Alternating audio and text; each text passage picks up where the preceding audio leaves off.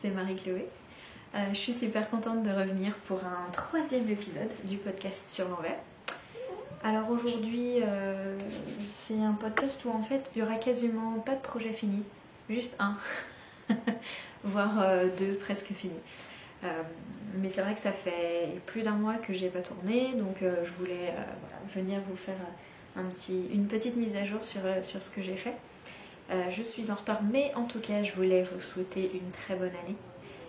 Moi j'ai commencé l'année avec la gastro, donc j'ai commencé un petit peu sur les rotules. Mais voilà, maintenant ça va mieux et je suis à fond pour le tricot, malgré des petits contretemps qui font que j'arrive pas à finir les projets que je commence depuis le début de l'année. Donc je porte un pull que j'ai fait l'année dernière, c'est le modèle Divide. La designeuse c'est Emily Green, donc elle travaille pour Brooklyn Tweed. C'est un pull qui est sorti il y a à peu près 1 an et demi, moi je l'ai fait il y a 1 an. C'est un pull que j'adore, que je trouve absolument magnifique. Mais attention, il faut être bien concentré quand on le fait. En fait, donc, en soi, il n'y a rien de compliqué, mais c'est un pull qui est fait avec des côtes torse, entièrement en côte torse. Et comme, en fait, comme tous les pulls de Brooklyn Tweed, ils ne sont pas faits en rond, mais ils sont faits en pièces qu'il faut coudre, donc le devant, le derrière et puis les 2 manches. Qui dit côte torse, du coup, en aller-retour, dit maille torse envers. Et ça, les mailles torse envers, je sais pas vous, mais moi, ça me fait très mal au poignet. Donc au début, comme il est super beau, je le tricotais à fond. J'étais vraiment très motivée pour le tricoter. Et en fait, au bout d'un moment, j'avais très mal au poignet. Donc je l'ai tricoté petit à petit, tranquillement, pour pas me faire plus mal que nécessaire. Et au fur et à mesure, j'avais de moins en moins mal. Je pense que mes gestes devenaient peut-être plus efficaces et j'avais moins ce besoin de tordre le poignet pour aller chercher la maille torse en fait par l'arrière. Et à la fin, finalement, j'ai réussi à finir plus vite que ce que je pensais quand même. Donc je dis que c'est un pull où il faut être très concentré parce que il n'y a pas vraiment de répétition de motifs. En fait, tout le corps est en diagramme. Donc vous êtes obligé de suivre le diagramme ligne par ligne. Donc vous voyez, bon, ça commence droit, et puis après il y a des motifs comme ça. Et puis si je vous montre l'arrière aussi, il y a un très joli motif qui me plaît beaucoup. Voilà. Donc c'est très intuitif, hein, parce qu'on part en diagonale, donc on comprend le fonctionnement. Mais par contre, il faut vraiment bien suivre ligne par ligne. Et les diagrammes en plus sont petits, donc il faut bien les suivre. Si le patron vous intéresse, lancez-vous, parce qu'il n'y a rien de difficile, mais ne soyez pas effrayés, le patron fait 39 pages. Donc il est long, mais en fait c'est simplement parce qu'il y a plein de précisions différentes et de choses comme ça. Donc qu'est-ce que tu fais là toi ? Il y a plein de précisions différentes et de détails assez précis pour que vous puissiez arriver à quelque chose de satisfaisant et de portable. Mais voilà, il y a 39 pages de patron. Je pense que c'est un record pour Brooklyn Tweed parce que leurs patrons sont généralement très longs, mais celui-là, à mon avis, il est quand même exceptionnellement fourni. C'est presque un petit livre en fait. La laine que j'ai utilisée, c'est une laine de la teinturière de chez Pâte de Velours. Le coloris c'est glacier, en fait c'est un bleu gris qui est très joli et c'est une base donc sport qui est en BFL, 100% BFL. Et j'ai choisi en fait ce fil, bon déjà elle a pâte de velours à la base, donc la laine qu'elle vend en sport c'est quasiment que du BFL, elle l'a aussi en mérinos mais elle préfère le BFL. Et pour ce modèle, en fait, je trouve que le BFL est vraiment tout indiqué. Parce que comme on est sur des côtes, même si elles sont torses, les côtes torses, ça tient un peu mieux. Mais c'est vrai que les côtes avec du mérinos, surtout quand il y en a autant dans un pull, elles ont tendance à se détendre au fil du temps. Alors que le BFL, il est un peu plus rebondi, un peu plus élastique. En tout cas, il reprend bien sa forme. Et il ne se détend pas. Et du coup, pour ce pull que je mets très souvent en hiver, il n'a jamais bougé et même au blocage en fait il s'est jamais détendu, les côtes se sont jamais étirées ou quoi que ce soit. Et du coup, je trouve qu'il va très bien et que c'est une laine qui est tout à fait appropriée pour ce pull. Et parce que bon, forcément Brooklyn Tweed, eux, ils conseillent leur laine, mais elles sont quand même extrêmement chères, même si c'est une qualité incroyable, c'est un prix qui est aussi élevé. Donc voilà, il existe des alternatives qui vous feront un pull tout aussi confortable et d'aussi bonne qualité en fait. Voilà. Alors on commence, on va laisser le chat dormir sur mon produit fini, mon objet fini. On va commencer par le tricot. Le tricot, j'ai un objet fini que je vous avais montré un tout petit peu, enfin je vous en avais montré le début, l'échantillon il me semble, dans le podcast de fin décembre. Et donc c'est le bonnet que j'ai testé pour Folie Ordinaire, c'est le bonnet Cinereus. Donc c'est un bonnet qui est génial, vraiment, il a l'air tout simple comme ça, mais il est très très beau et je peux que vous conseiller de le tricoter parce que je le trouve super. Et celui-là en fait m'a déjà été piqué, hein, je ne pourrais pas le porter, mais du coup je vais m'en tricoter un pour moi parce que j'en veux un pour moi, il est génial. Donc c'est un bonnet qui se tricote en côte perlée. Les côtes perlées, moi je trouve ça génial parce que ça a un rendu très moelleux et bien épais, un peu comme de la brioche si vous voulez, sauf que c'est plus défini, c'est un peu plus graphique. Et ce qui est génial, c'est que d'une part, c'est beaucoup moins chiant à tricoter que de la brioche, hein.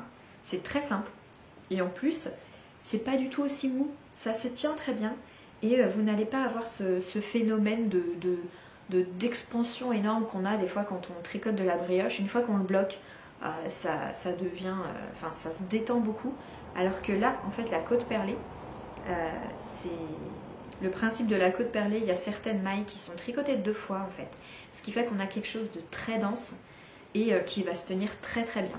Et pour un bonnet, c'est parfait parce que c'est hyper chaud. Et donc la particularité de ce bonnet, c'est que en fait, Mylène de Folie Ordinaire a travaillé les diminutions pour qu'elles fassent une jolie forme et qu'on n'ait pas quelque chose de rond qui soit un peu gros en fait sur le dessus de la tête, mais on a un bonnet qui est là comme ça, a l'air triangulaire, mais en fait quand on le porte, on a juste un bonnet qui prend très bien la forme de la tête et qui est vraiment très très très très agréable à porter. Je vous le passe pour que vous puissiez voir. Bon là j'ai ma queue de cheval, mais voilà. Donc moi j'ai tricoté la taille S et j'ai fait un montage, alors elle préconise pas de montage spécifique pour le patron.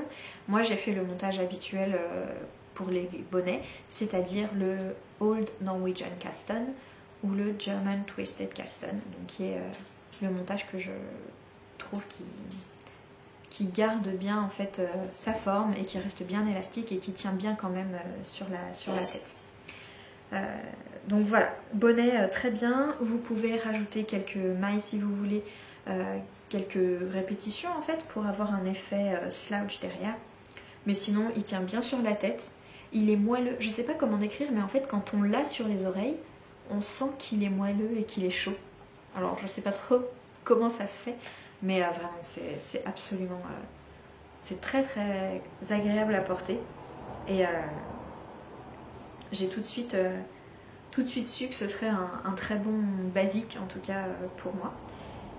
Ce que j'aime bien dans ce patron en plus, c'est qu'il n'est pas du tout... d'une part, il n'est pas du tout genré, et en plus, il se prête vraiment à toutes les interprétations que vous voulez.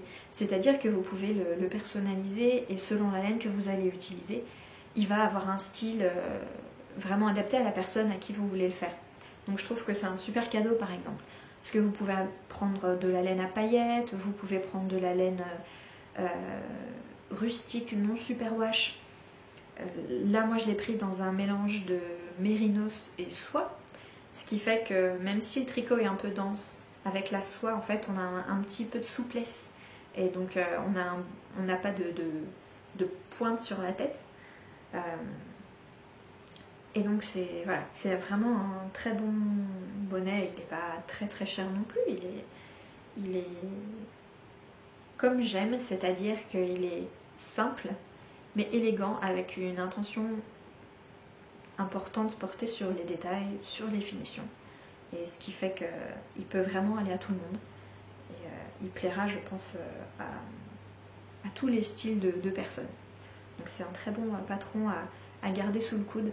Et moi je vais, dès que je finis mon encours, je vais tricoter cet exemplaire pour moi. Parce que celui-là, forcément, je l'ai testé. Le test se passait pendant les vacances de Noël, les jours de l'an. Donc j'étais en famille et donc voilà, pendant qu'on finissait de manger ou qu'on buvait le café, moi je tricotais mon petit bonnet.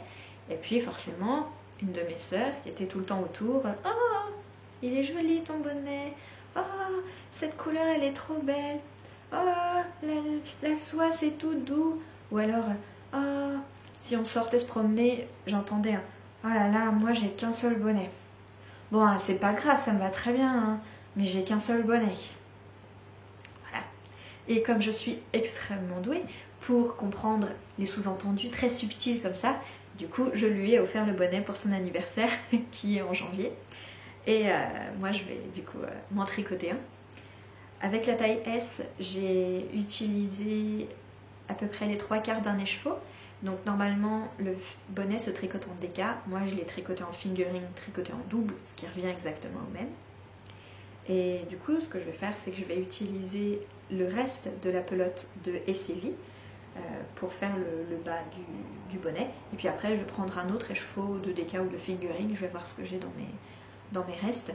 Et pour tricoter ce bonnet, qui est vraiment un bonnet parfait pour les temps qui courent comme ça, qui sont où il fait froid, où il y a du vent, et étonnamment du coup on a l'impression que la maille est un peu large, mais vu que le tricot est dense, l'air ne passe pas. Et donc bonnet parfait. D'ailleurs, si vous êtes cycliste, ce bonnet tient très bien la tête au chaud. petit conseil pour si jamais vous faites du vélo encore en hiver. Voilà, donc celui-là c'est mon projet fini, le seul que j'ai, et j'en suis hyper contente. Ensuite j'ai un projet presque fini. Celui-là, je l'adore aussi, mais je suis face à un petit mystère tricotesque. Parce que donc c'est un gilet que j'ai tricoté, que je tricote donc dans les laines du scarabée de Barbara. Je vous avais montré les très beaux écheveaux de fingering vert que j'avais achetés dans le premier podcast. Et donc je lui avais dit que je voulais faire un gilet avec des torsades et du point texturé, et donc on avait regardé ensemble et le métrage avait l'air bon, et donc j'avais bien vérifié pour la taille que je faisais, j'avais même plus de métrage que nécessaire. J'ai fait mon échantillon était bon, et j'ai commencé à le tricoter. Donc c'est un patron qui se tricote en morceaux. Donc j'ai fait le derrière, voilà, j'ai fait le devant, comme ça, qu'on a du mal à voir. J'ai commencé à tricoter ma première manche, et là je me suis dit, c'est pas possible, je vais jamais arriver à finir. Et effectivement, il me manque 5 cm sur la manche. Et en plus, surtout, il me manque de quoi relever les mailles pour faire les bandes d'encolure et les boutonnières. Et pourtant, je sais que l'échantillon, souvent quand on tricote un échantillon, la tension finalement quand on tricote un gros projet, quand on est en vitesse de croisière, elle n'est pas tout à fait pareille. Et je sais qu'en général, pour moi, j'ai tendance à tricoter un petit peu plus serré le projet en vitesse de croisière qu'un échantillon où j'essaye de m'appliquer un petit peu. Mais là, quand j'ai remesuré en fait l'échantillon sur le pull, sur le gilet, et j'avais le bon échantillon. Apparemment, ma tension n'avait pas changé. Alors que voilà, et pourtant, même avec quelques mètres de laine en plus que le métrage préconisé, j'ai pas assez de laine. Bon, alors j'ai dû... voilà, l'échantillon, il est que pour le point jersey, le point texturé, il n'est pas pour les torsades du devant. Donc peut-être que bizarrement dans mes torsades, j'utilise une quantité de laine absolument dingue. C'est un peu bizarre, mais bon, je sais pas quoi... Je sais pas quoi dire, je sais pas quoi faire pour résoudre ce mystère, mais toujours est-il que je suis en attente d'un demi-écheveau de laine de Barbara pour pouvoir finir mon gilet, parce que ça fait 3 semaines à peu près qu'il est en attente et que j'aurais pu l'avoir fini et j'aurais même pu le porter aujourd'hui. Ça aurait été trop bien, mais bon, on fait pas ce qu'on veut. Donc c'est un gilet qui s'appelle Apple Picking, donc le gilet pour aller ramasser les pommes. C'est un modèle de Silke Hofer, qui est une designeuse allemande, qui est parue dans un magazine américain il y a quelques années, et puis je l'avais vu.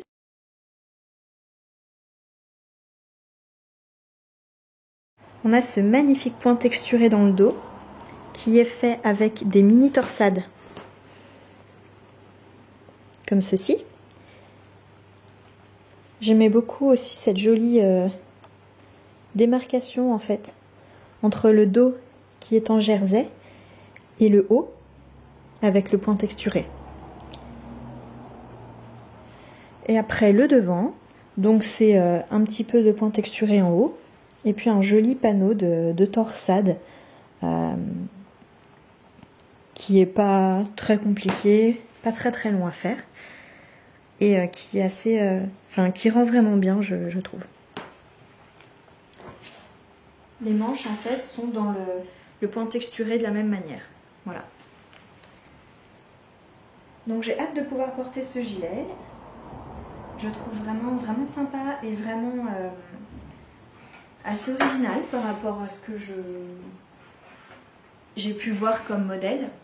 Et en plus, ce que j'aime bien, c'est qu'on a en fait le look des torsades sur les deux panneaux de devant. Et derrière, en gros, vu qu'on voit pas derrière, on fait du jersey et puis voilà, ça va très bien. Mais en tout cas, je veux vraiment vous le montrer pour le podcast de fin février. Donc peut-être que je tournerai assez rapidement à la fin du mois pour pouvoir vous le montrer terminé. Parce que sinon, j'aurai trop de projets terminés et on aura un podcast qui va durer beaucoup trop longtemps pour le mois prochain. Mon autre encours, qui là est vraiment un encours, c'est pas un encours bloqué, c'est une écharpe faite dans une laine. C'est une nouvelle base que je teste pour les laines du scarabée. C'est sa base Titan. Donc je vous la présenterai mieux quand j'aurai fini le projet. Mais en tout cas, c'est une base non superwash, donc c'est pour ça que j'ai tout de suite eu envie de la tester. C'est une DK et c'est donc 75% de BFL et 25% de Massab. Donc c'est du mouton, on va dire, des races britanniques, assez traditionnelles, qui ont un rendu, pour des laines non superwash, elles ont un rendu vraiment moelleux et très agréable à porter. Ce sera peut-être un peu trop sec si vous voulez le porter à même la peau, mais par contre, c'est pas du tout piquant. C'est voilà, simplement un peu sec. Donc pour soit un joli gilet où vous mettez par exemple un top à manches longues dessous, ou alors des accessoires comme ce que je suis en train de faire, à mon avis ce sera vraiment parfait. La couleur dans laquelle je tricote, c'est ce joli marron chaud avec des sous-tons un peu rouges, et c'est le coloris Cabosse. Et je me tricote une écharpe. C'est donc une écharpe qui vient du magazine Woods. C'est un magazine assez sympa qui a commencé à sortir il y a 2 ans, il me semble, ou peut-être 1 an. Toujours est-il que c'est un modèle de Solène Leroux. Donc c'est une designeuse française. Et le modèle de l'écharpe, c'est l'écharpe Gascogne. Donc c'est une écharpe qui est encore une fois en côte torse avec un petit modèle de dentelle comme ça qui ressemble, je trouve, un peu à un épi de blé. Et en fait, il est tricoté en quinconce tout le long de l'écharpe. Au départ, je n'osais pas trop me lancer dans une écharpe parce que j'avais un peu ce souvenir à moitié traumatisé, vous savez, de l'enfant qui apprend à tricoter, où on fait une écharpe en point mousse et en fait, c'est super long. Et on s'ennuie et à la fin le résultat est franchement pas super. Mais là finalement c'est un projet, le modèle de dentelle il se retient très très vite. Et du coup, ça fait un projet zéro cerveau où on fait quelque chose en même temps, on regarde la télé, on lit un livre. C'est vraiment pas compliqué. Et en plus, elle monte très vite. Elle se tricote avec 2 écheveaux. Et là, j'en suis au 3e écheveau et ça fait à peu près 1 semaine et demie que je la tricote. Donc je pense que dans 1 semaine, je l'aurai terminée. Avec le week-end en plus, là, ça va passer vite. Donc voilà, c'est une laine du coup qui est très chaude. J'espère pouvoir faire au moins 2, voire peut-être 3 tours quand elle sera terminée. Mais en tout cas, j'ai vraiment hâte de la porter parce qu'elle n'est pas très longue, mais du coup, comme on fait beaucoup de tours, elle tient chaud. Et puis, de toute façon, si vous voulez la faire plus longue, il suffit tout simplement de rajouter une répétition de motifs sur le côté. C'est très très facile à faire. Il n'y a même pas de mathématiques ni rien. Voilà, vous rajoutez tant de mailles et puis vous avez un petit peu de largeur en plus. Du coup, en plus, comme elle préconise de le faire avec 250 grammes de laine, je trouve ça un petit peu étonnant, mais toujours est-il que vous avez 250 grammes de laine, ce qui veut dire que vous aurez 50 grammes de reste en fait, de déca. Donc, avec 50 grammes de déca, on ne peut pas faire grand-chose.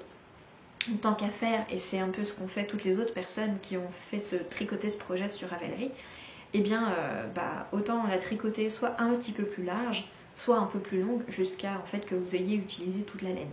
Parce que voilà, c'est une écharpe, donc c'est pas comme un châle, c'est beaucoup plus facile à allonger. Et comme ça, vous pouvez utiliser toute la laine et pas avoir 50 grammes qui resteront un petit peu à dormir dans le sac de reste. Voilà. Donc, écharpe, bientôt finie. Et je vous parlerai de la laine le mois prochain, mais sachez que vous pouvez d'ores et déjà aller faire un petit tour sur le groupe Ravelry de Barbara si elle vous intéresse, parce qu'elle est vraiment, vraiment sublime et très agréable à tricoter. Et si vous voulez, pareil, si vous voulez tenter pour la première fois de tricoter une laine superwash, tout comme la laine de chez Laine Paysanne dont je vous avais parlé dans le dernier podcast, cette laine-là est aussi très bien pour débuter. Même si elles n'ont pas les mêmes qualités, elles n'ont pas le même rendu, je trouve qu'elle est très, très compatible pour les débutants en laine superwash.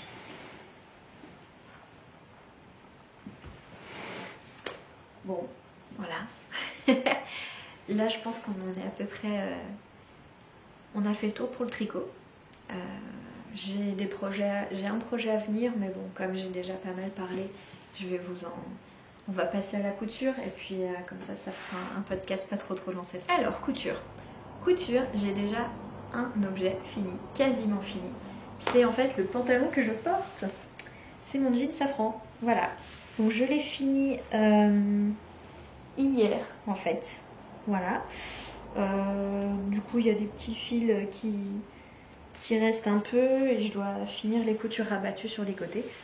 Mais, et puis il faut que je mette le bouton parce que je suis pas très très contente. J'ai acheté un bouton spécial pour jean avec donc la partie qu'on voit, et puis une petite pointe en fait qui se met au marteau sur le bouton pour le faire tenir. Et en fait, moi quand j'ai tapé au marteau dessus, la pointe s'est complètement tordue. Elle n'est pas du tout rentrée dans le bouton comme ça le fait pour tous les autres boutons que j'ai achetés. Là, ça s'est tordu, donc j'ai pas de bouton de rechange. Donc pour l'instant, il n'y a pas de bouton sur mon jean, mais bon, il est tout à fait portable comme ça parce qu'il est taille haute. Donc j'ai finalement changé un petit peu le look du jean parce que le tissu que j'ai acheté, par rapport à l'élastane qui était recommandé, j'avais pris plutôt le taux minimum d'élastane recommandé. Et en regardant un petit peu la coupe, en prenant mes mesures, tout ça, j'ai trouvé que le tissu n'était pas assez élastique par rapport à ce que moi j'aime pour être bien confortable. Donc j'ai décidé de couper la taille au-dessus. Donc normalement j'aurais dû couper un 38, là j'ai coupé un 40 et j'ai joué sur les marges de couture pour en faire un pantalon pas moulant, juste ajusté en fait, tout simplement, qui me permettent de bouger, surtout dans mon travail. En fait, je suis pas tout le temps au bureau. La moitié du temps, je suis dehors en train de travailler et de marcher ou de bricoler, bref. Toujours est-il qu'il faut que je puisse être à l'aise et pas que je sois engoncée dans un jean pas assez élastique et trop serré. Mais du coup, en fait, ça va très bien. En jouant sur les marges de couture, ça fait un jean un peu droit, si vous voulez, un peu plus ajusté qu'un jean droit. Et voilà, il est très confortable. Il est vraiment très clair. Enfin, les explications sont très claires à suivre. J'avais déjà, par exemple, fait un short d'une autre marque de patron. Et le montage de braguette dans mes souvenirs était vraiment compliqué et je m'étais emmêlé les pinceaux, j'avais dû la défaire et la refaire plein de fois. Et là, déjà, il n'y a pas beaucoup d'étapes, je crois qu'il y a 4 ou 5 étapes pour faire la braguette et ça se fait super vite. Donc c'est génial, c'était vraiment rien de compliqué. C'est un peu long parce qu'il y a beaucoup de pièces, mais sinon, franchement, c'est vraiment très très... Je suis contente que ce soit aussi facile à faire parce que vraiment ça va me permettre de plus du tout acheter de jeans et de pouvoir tous me les coudre. Voilà. J'essayerai de vous prendre des photos, de les poster sur Instagram, j'espère dans la semaine ou la semaine prochaine. Sinon j'ai fait, bon c'est très simple, hein, mais j'ai fait un assortiment de serviettes de table en lin. C'est ma sœur qui m'en avait demandé pour son anniversaire, donc avec le bonnet, elle aura des petites serviettes de table. J'ai pris un lin lavé de chez Atelier Moondust parce que j'aime beaucoup. Et donc c'est un petit lin marron et j'ai cousu avec un fil jaune moutarde parce que je trouve que voilà, ça fait un petit détail sympa. Et du coup c'est toujours, voilà, j'en ai fait je crois 8 ou 10. Ça se fait vite, c'est pas très fun à faire. Je me suis pas éclatée à coudre des serviettes, mais c'est toujours le genre de choses... Voilà, ça évite d'en acheter, ça évite de faire plein de déchets. Et puis, j'adore coudre le lin finalement, mais j'en mets pas tant que ça dans mes vêtements, surtout en hiver.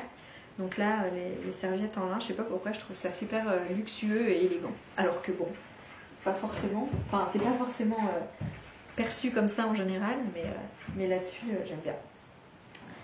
Et donc, comme j'ai fait les soldes chez Atelier Moondust, j'ai aussi acheté 2 patrons. Le patron Camber, donc c'est une...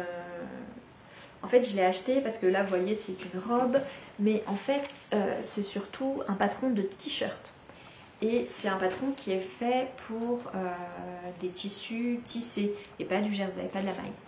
Et du coup, ça permet, voilà, ça permet de faire dans des chutes un peu de tissu, de coton, de viscose, des choses comme ça, de faire un t-shirt très simple et qui a une très jolie coupe. Et j'ai aussi acheté le Costermonger Bag. Donc c'est un sac à dos en fait. Il est très simple aussi. Il rentre dans 1 mètre de tissu. Donc voilà. Et j'ai acheté pour le coudre un super beau tissu indien. Qui, je ne sais pas trop dans quel sens je vais le mettre, mais en tout cas il est très joli, il est bien épais. Je vais peut-être mettre du thermocollant léger pour le rigidifier, c'est pas tout à fait sûr, mais en tout cas ça va être une couture assez sympa. J'ai vraiment hâte de le coudre parce que en fait l'année dernière j'ai eu des gros problèmes de santé qui font que maintenant je ne peux plus du tout utiliser de sac à main juste sur de sac à main qui se mettent en bandoulière sur l'épaule. Je ne peux plus les porter. Et donc du coup j'ai viré tous mes sacs à main et j'ai plus vraiment de sacs. Il faut que je prenne des sacs à dos. Et les coupes des sacs à dos sont un peu toutes pareilles. Et du coup j'en ai un, mais c'est vrai que j'avais envie de quelque chose qui change un petit peu. Et celui-là il va être assez différent. En plus il est vraiment fait avec ce beau tissu. Il va vraiment me plaire, il va être assorti à ma garde-robe et tout, et je suis super contente de l'essayer, d'essayer de le coudre. Je pense que ça va être vraiment rigolo, parce que finalement je fais pas beaucoup d'accessoires en couture. Je fais plutôt des vêtements, mais il faut que je me mette aux accessoires aussi, parce qu'il y a plein de patrons très sympas. Il faudrait aussi d'ailleurs que je me fasse un portefeuille. Donc si vous avez un patron de portefeuille à me conseiller, je suis preneuse. Voilà. J'ai plus beaucoup de batterie sur mon téléphone, donc je vais essayer de finir avec ça. Écoutez, merci de m'avoir suivi encore cette fois-ci. Merci pour tous vos gentils messages à la fin de mes 2 podcasts précédents. Ça me fait vraiment chaud au cœur. C'est très sympa de voir que vous êtes aussi intéressés par ce que je raconte. J'essaye de présenter des choses que on ne voit pas trop peut-être dans les autres podcasts, ou en tout cas un peu moins, je sais pas. Mais en tout cas, c'est mon style. Donc j'espère que ça vous plaît. Vous verrez aussi que sur ma chaîne, j'ai commencé à poster un tuto. Donc là, je vous ai montré comment faire en fait une pelote en cake. Et pas en pelote ronde en fait, mais une pelote plate en haut et en bas, comme si on l'a fait avec un bobinoir. Mais moi, ce que je vous montre, c'est comment le faire sans bobinoir et sans acheter de matériel. Comme je dis dans la vidéo, les tutos que je veux faire sur ma chaîne, c'est pas pour faire un catalogue de toutes les méthodes qui existent en tricot, parce que il y a d'autres personnes qui font ça très bien. Moi, je sais que quand je veux apprendre des nouvelles techniques, en général, je vais voir sur la chaîne YouTube de Knit Spirit ou alors la chaîne YouTube de Le Petit Panda, parce qu'elles ont vraiment ce catalogue qui vous présente un peu tout ce qui existe et en plus, elles expliquent très bien. Moi, les tutos que je veux vous faire, c'est simplement quand je mentionne des méthodes ou des techniques sur mon podcast, vous faire le tuto qui va avec pour que vous puissiez le trouver si jamais ça vous intéresse. Voilà. Mais je ne prétends pas prof de tricot. C'est simplement pour vous montrer la méthode qui me convient le mieux et celle que je trouve généralement les plus pratiques, les plus simples ou alors avec les plus jolis rendus. Donc merci encore d'avoir regardé jusqu'au bout. Portez-vous bien. On se retrouve fin février et après, peut-être qu'on se verra à la Knit It. En tout cas, moi je vais à la Knit It début avril. Je suis super contente qu'il y ait un salon dédié au tricot à Lyon. J'habite pas tout à fait à Lyon, mais en tout cas c'est ce qui est le plus proche de chez moi. Donc voilà, si jamais vous allez à la Knit It, ce serait cool qu'on se fasse un petit coucou. En tout cas, moi j'ai hâte d'y être. Il y a des exposants qui ont l'air géniaux et à chaque fois je me dis oh là là, il faut que je me prévoie un petit peu de budget pour tel exposant. Et puis le lendemain, ils en annoncent un nouveau et en fait il est c'est encore un exposant que j'ai hâte de voir, de découvrir, dont j'ai hâte d'acheter en fait les produits. Donc je crois que ça va être très dur et qu'il va falloir faire des choix cornéliens. Allez. En tout cas, on a 2 mois pour se préparer, donc passez un beau mois de février. On se retrouve fin février, début mars. En attendant, on se retrouve sur Instagram ou sur Ravelry. Vous savez où me trouver. À très bientôt, salut!